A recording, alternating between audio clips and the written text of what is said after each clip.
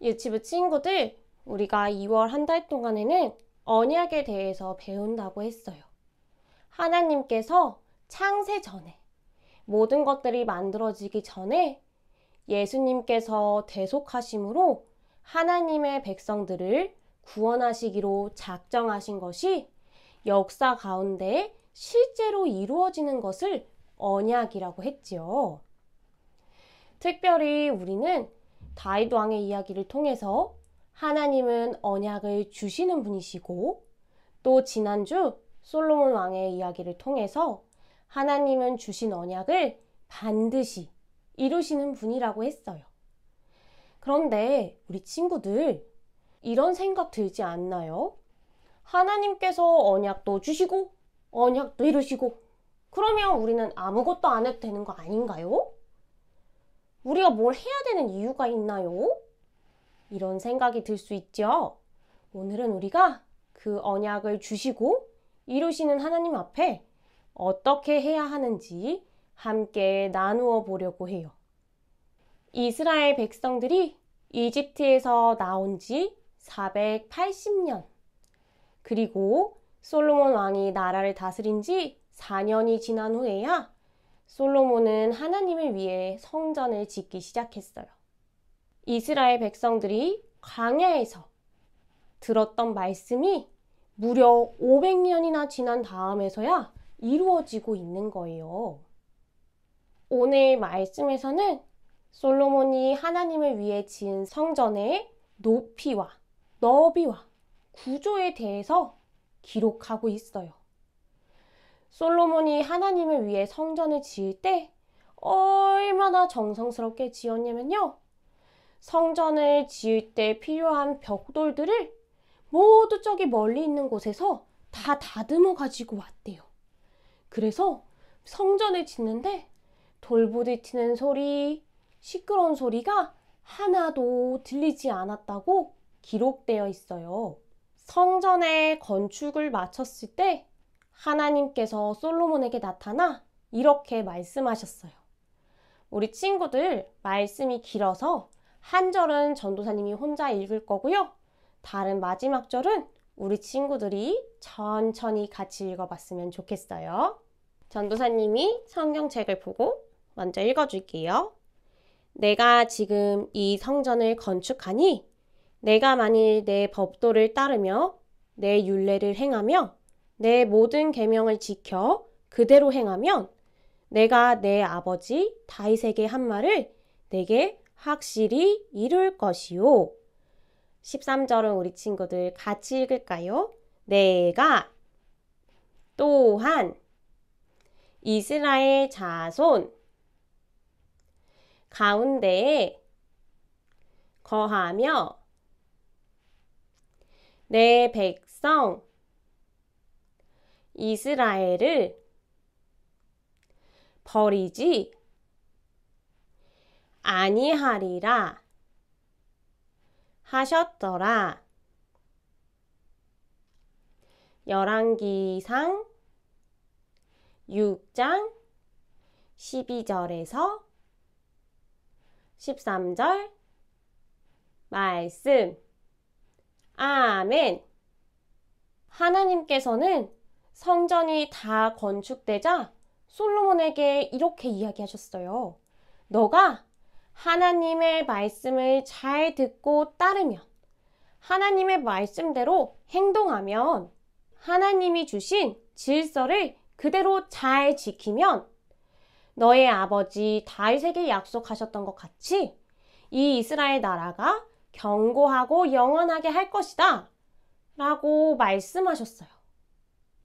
그리고 하나님께서 늘 이스라엘 가운데 함께 계시면서 그들을 버리지 아니하실 것이다 라고 말씀하셨지요.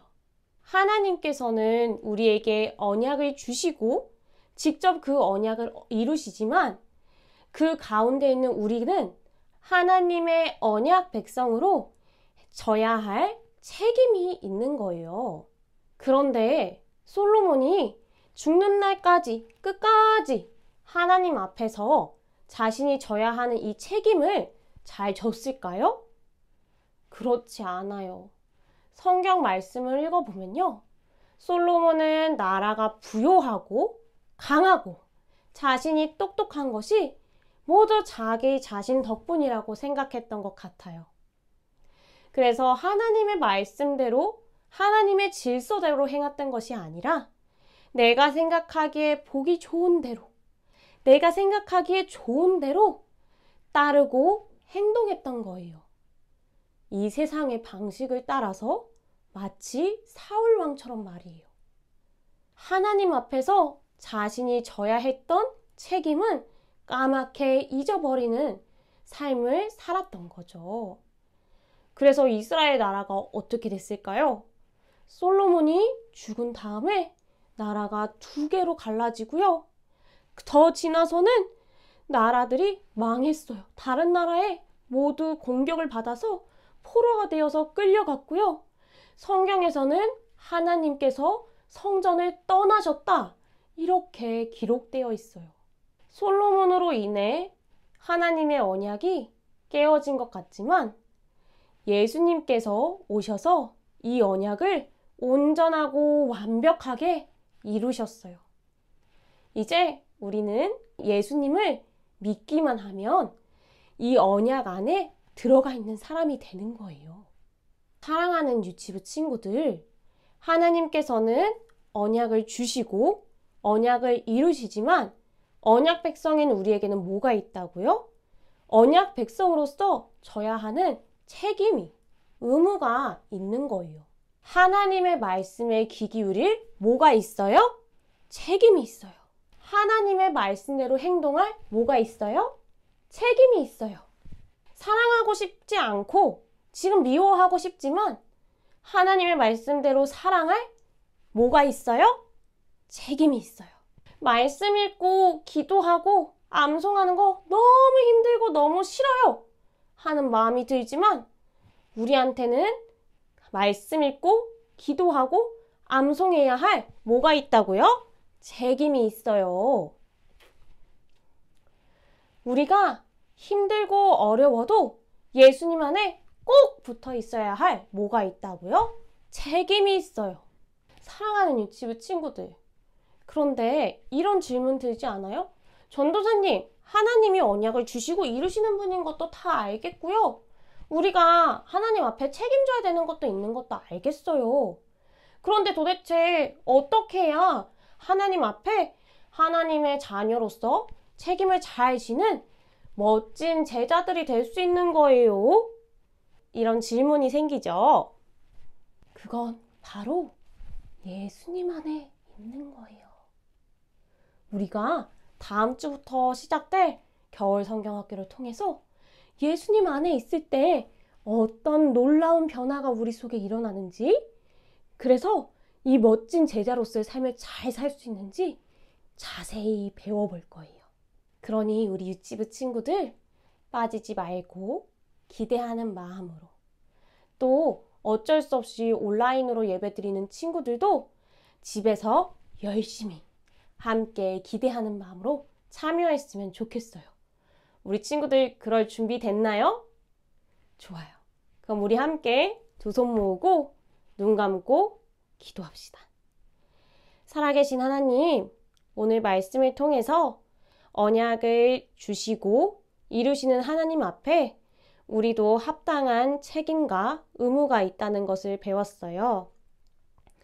하나님, 하나님의 신실하심을 기억하면서 오늘 이 시간 하나님의 백성으로 나에게 주어진 모든 책임과 의무를 게을리하지 않는 우리 친구들이 되게 해주세요. 하나님은 늘 역사하시고 우리는 순종함으로 하나님께서 이 시간 나를 통해 역사하시는 것들을 경험하는 우리 유치부 친구들이 되게 해주세요. 하나님, 또 다음 주부터 어떻게 하면 하나님 안에서 멋진 제자로 살 수 있을지 아주 중요한 비밀을 겨울 성경학교를 통해 배워요. 하나님께서 함께하여 주시고 모든 상황과 형편과 우리 친구들의 건강 또한 지켜주셔서 우리 친구들이 성경학교를 통해서 예수님 안에 있는 것이 얼마나 놀랍고 멋진 일인지 마음 깊이 새길 수 있도록 도와주세요. 감사합니다. 예수님의 이름으로 기도드립니다. 아멘.